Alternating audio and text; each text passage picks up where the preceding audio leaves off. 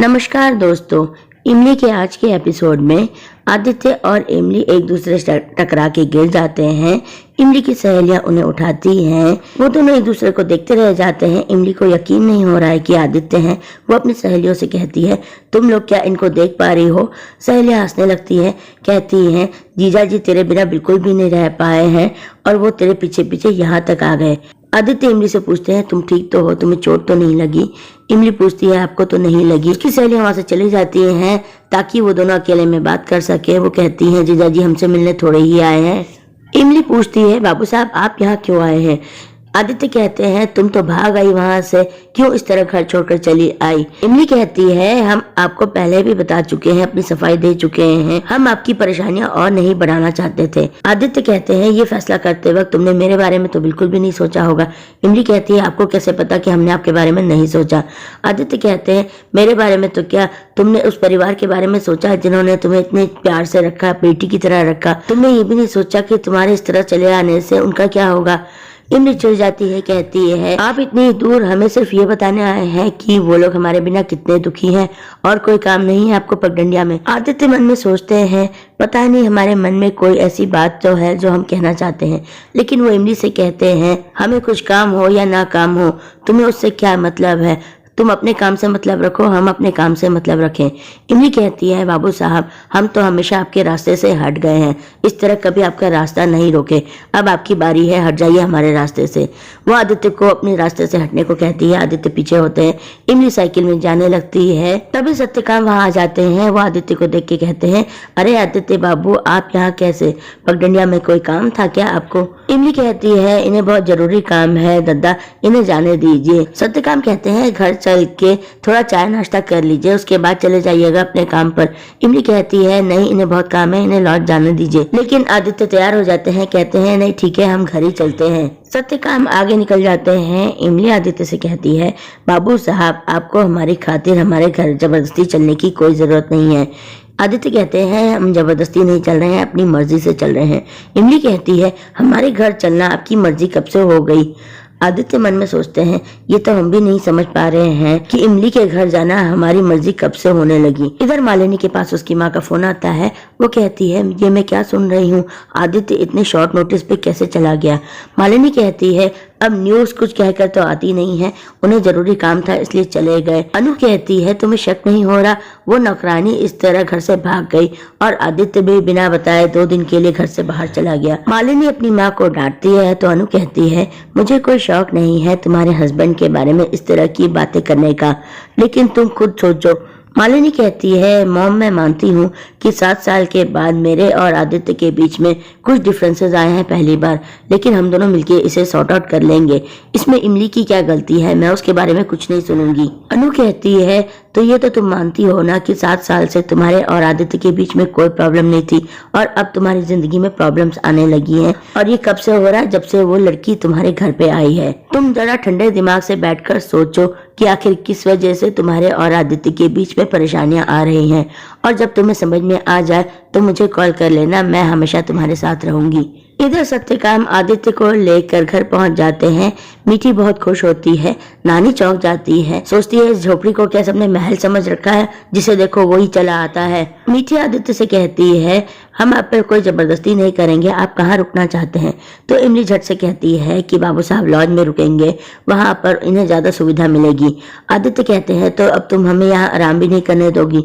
वो कहते हैं, हम यहीं पे आराम करते हैं। सत्यकाम आदित्य को प्रकाश से मिलवाते हैं। आदित्य पूछते हैं, ये आपके बेटे हैं? तो नानी कहती है, सत्यकाम के कोई बुरे दिन आए होंगे जो इस अनाथ को सड़क से उठा लिया। सत्यकाम नानी को डांटते हैं। प्रकाश अपना इंट्रोडक्शन देता है आदित्य को कि मैं इमली का बचपन का दोस्त हूँ।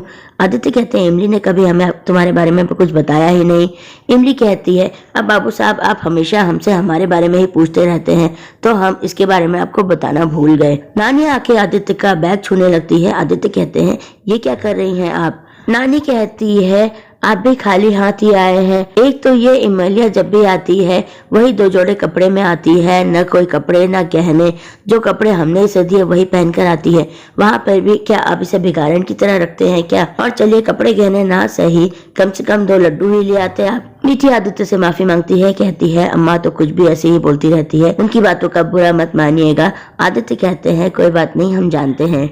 इधर घर पर इमली के बिना पूरा परिवार बहुत उदास रहता है। सुंदर सबके लिए चाय और नाश्ता लेकर आता है। ट्विंकल के लिए बिना शुगर वाली चाय लेकर आता है। ताई जी पूछती है तुझे कैसे पता ट्विंकल बिना चीनी वाले चाय पीती है? सुंदर कहता है इमली मुझे पिछली बार बता के गई थी। बच्चे खुश हो जाते हैं कि इमली से उसकी बात हुई है। वो पूछते हैं कब आ रही है वो। सुंदर कुछ जवाब नहीं दे पाता। ताई जी कहती है सुंदर बेटा ये सब चाय नाश्ता ले जा, किसी का खाने का मन नहीं है। मालिनी कहती है कुछ नहीं लेकर जाना, सब यही रहने दो। क्यों नहीं खाएंगे आप लोग?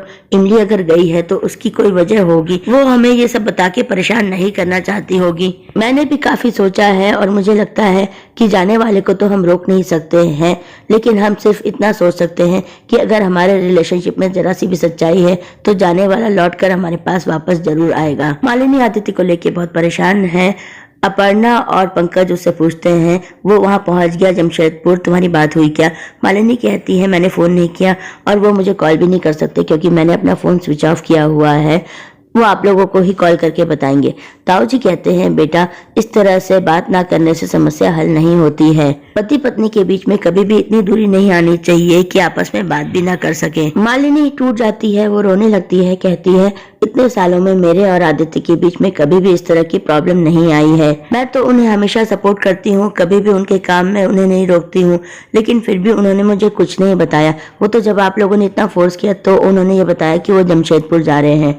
अपर्णा और पंकज मालिनी को संभालते हैं, कहते हैं बेटा तू परेशान मत हो, एक बार आदित्य 2 दिन में वापस आ जाए फिर हम सब मिलकर सब बैठकर ये सब समस्या सॉल्व कर लेंगे। इधर देव अपनी माँ से कहते रहते हैं कि मेरा जाना बहुत जरूरी है।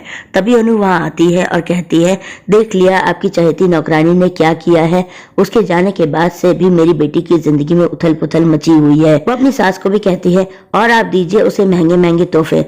दादी कहती है तुम जिस हार के लिए उसे इतना कह रही हो वो बच्ची उस हार को वापस लौटाकर चली गई है। तभी देव के पास फोन आता है, वो कहीं जा रहे हैं, उनकी टिकट्स बुक हो गई हैं। अनु पूछती है आप कहाँ जा रहे हैं? देव कहते हैं मैं मुंबई जा रहा हूँ एग्जीबिशन के लिए। अनु कहती है उस नौकरानी के जाते ही सबको अर्जेंट काम कैसे याद आने लगे। देव कहते हैं अब तुम्हें जो समझना है समझ लो, मैं जा रहा हूँ। मालिनी अपने कमरे में उदास बैठी रहती है।